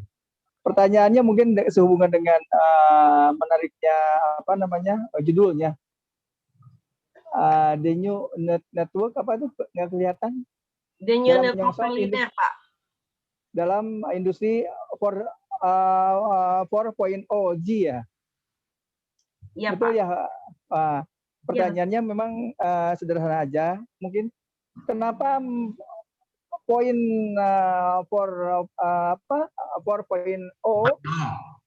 masih dibicarakan padahal kita sudah main ke 5.0G. Kemarin kan diluncurkan tuh 30 Juni itu. Itu aja mungkin apakah itu sudah merupakan, menurut saya kan apakah itu sudah jadi ketinggalan seperti apa? Saya potong ya. Jadi mungkin salah persepsi. Ini industrial 4 versi 4, bukan versi ya. Nah itu dari salah itu aja. Oke. Bukan arahnya ke sana ya, bukan ke teknologi itu. Versi 0 arah pabrik uap dulu, kemudian mesin pakai bensin gitu ya, lanjut. Nah sekarang sudah IT gitu ya, bukan 4G, bukan 5G. Kalau bukan ya, masih 3G. Oke. Saya masuknya dari tengah tadi. Iya, mangga. Di tengah tuh enak. Oke, makasih. Terima kasih. Masuknya belakangan dia. Iya. Makasih Pak Dedi pertanyaannya. Makasih Pak Edi dan Bu Erika. Mangga Bapak dan Ibu memilih dua orang yang beruntung nih Pak dari pertanyaan-pertanyaan yang menarik tadi. Walaupun ada beberapa pertanyaan yang nggak bisa kita jawab karena terkendala waktu. Untuk mendapatkan link aja nih Pak Edi dan Bu Erika, mangga. Mangga Bu Erika, lady first. Bu Erika aja. Satu, Pak Dedi satu, saya satu. Iya, mangga. Biar adil Pak. Iya, biar adil ya. Iya. Jadi mangga siapa? Tadi dari Pak Suhenda, Pak Eri, Pak Hendrik, Mas Gali, dan Mas Syarif Rahman. Ibu dan Bapak mungkin biar saya bantu mengingat namanya. Saya lebih tertarik itu untuk pendalaman Mas Adi Sugiono tentang eksponensial itu ya. Iya, mau dijawab Pak? Tadi udah. Ini yang belum dijawab ya? Iya, ini soalnya waktu. Apa Bapak mau jawab dulu? Ya. Boleh singkat aja Pak. Manual aja nanti ya. Saya kira jawabannya sudah ada yang di atas-atas tadi ya. Harus bertransformasi industri 4.0. Jadi industri 4.0 itu hanya penamaan aja kawan-kawan ya, jangan terjebak. Untuk nggak memudahkan kita mengalokasikan ini masa apa gitu ya, masa apa perubahannya. Ya, jadi itu penamaan just nama. Kata EBIT itu apa arti sebuah nama, tapi adalah hakikat yang penting di sini bahwa kita sekarang udah di era apapun namanya tadi 4.0, 5.0, 5J dan lain-lain gitu ya. Itu kita sudah di era IT yang lebih dominan di sana dan dikerjakan dengan intelijen buatan misalnya. Nah, seperti itu. Milih ya. Yang berkompeten sudah diuraikan ya, kompetennya seperti apa, ada tabel-tabelnya mungkin bisa dibagi itu tadi untuk kita mengikutinya itu tadi. Mungkin seperti itu. Ya, oke. Gali, mungkin ya kalau dari saya pertanyaan Gali yang bagus tuh ya. Ya, dari Mas Gali. Gali ya, bagus ya. Baik. Selamat ya Mas Gali. Mangga Pak Edi pilih Pak. Pertanyaan siapa nih Pak? Oke, tadi udah Gali ya. Oke.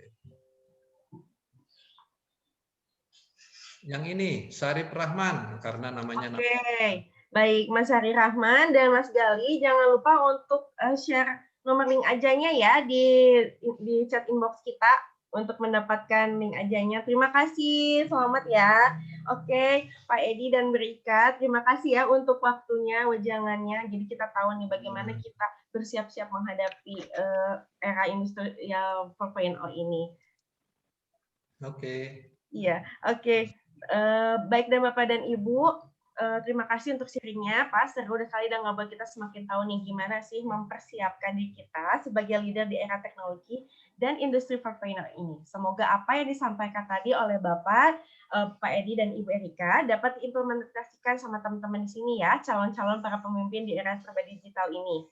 Oke, ada beberapa kutipan yang saya bisa rangkum dari materi hari ini yang paling saya tarik adalah mengenai skill untuk menghadapi industrial 4.0 ini adalah meningkatkan daya pemikiran kita, harus bisa selalu mampu berinovasi dan berimprovisasi ya. Dan tidak mudah, kita juga tidak boleh menjadi orang yang mudah puas dengan apa yang telah kita capai. Kita harus selalu terus meningkatkan skill kita. Terus kita juga harus memaksimalkan teknologi yang ada gitu. Jadi kita harus membiasakan diri hidup dengan teknologi ini. Baik, revolusi industri 4.0 yang tengah berlangsung saat ini akan membawa banyak perubahan pada sektor bisnis termasuk internal perusahaan. Pasalnya, semua akan serba berbasis IT sehingga akan berdampak juga pada perubahan gaya kepemimpinan yang cocok untuk sebuah tim dan perusahaan. Untuk itu, dibutuhkan pemimpin yang mampu membuat kebijakan-kebijakan penting untuk bersaing dengan perkembangan zaman ya teman-teman. Oke, baiklah teman-teman, sekian acara sharing season hari ini. Tetap semangat, tetap jaga protokol kesehatan, dan tetap jaga kesehatan kita juga ya. Saya Cita Iriani undur diri. Assalamualaikum warahmatullahi wabarakatuh. Semangat pagi. Pagi. Terima kasih ya. Terima kasih Ibu Bapak. Izin live ya. Izin Ya, Mbak.